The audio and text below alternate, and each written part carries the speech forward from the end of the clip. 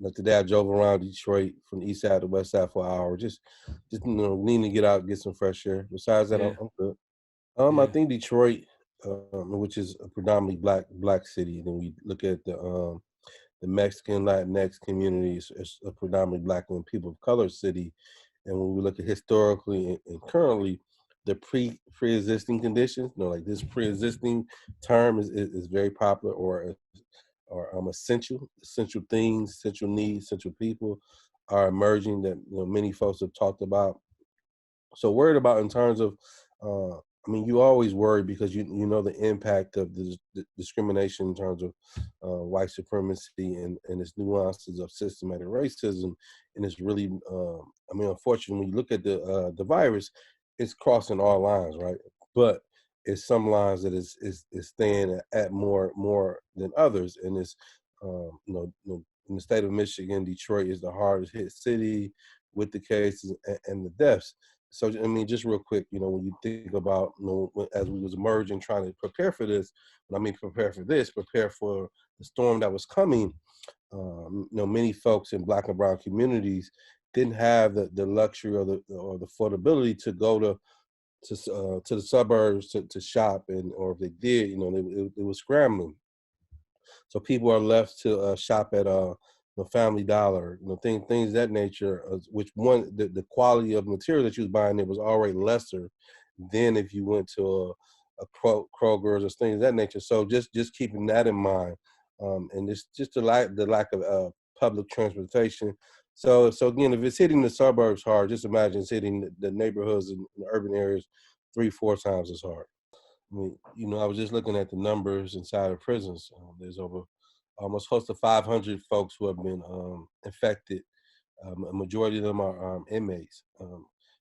Social distancing is not a possibility for them. You're talking about a very controlled environment where this virus could grow and savage those individuals. So again, when people, particularly white folks in the suburbs, the word white privilege come about, that many of them get offended. Like, how dare you? I don't have white privilege, and I get it. If you don't understand the nuances of social dynamics, of course you won't get it. Transformation starts with yourself and evolves and grows outside of yourself. So hopefully, folks could use this as a transforming moment, to be able to. Because at the end of the day, everybody's gonna argue and say, "I'm human, I care," but really, do you care? Do you care Hmm. about those men and women that's in prison? Do you really care about the men and women who are trapped in neighborhoods who don't have the access to the same things that you have? Hmm. The ramifications of living in a capitalist society. We're seeing the dynamics of not everybody having the equal access to everything. Even if things was to start back tomorrow, there's folks who haven't had a paycheck in a couple of weeks. How are their impact? So again, the lessons are, this virus reduced us to a great degree on the same level, but now it's our job to understand that the economy, again, you use me as a man, even though I may not be on the same level as a woman, I still have certain rights that a woman may not have, or I still may have certain access to certain things that she may have just because I'm a man. Hmm.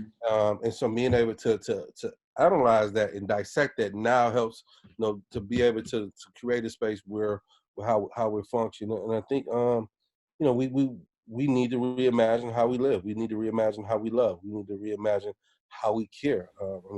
Like people are hoarding stuff. People are buying up everything. So if you're Hmm. buying up everything, and if I don't have, what do you think I'm gonna do?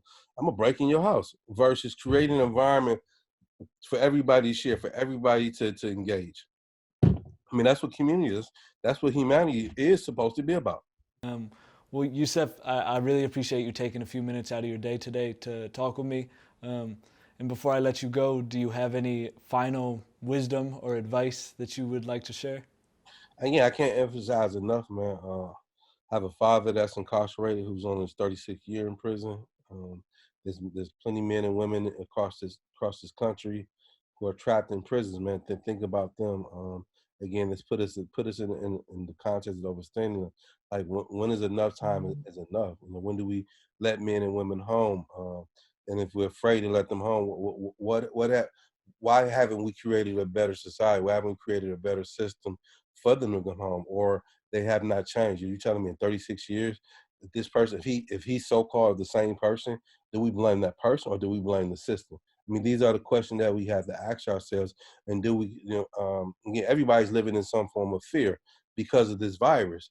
And then those of us who are trying to manage that fear. And there's nothing wrong with being fearful. Again, I think the point about this virus, it has made us all look at the morality of who we are much quicker than we choose to.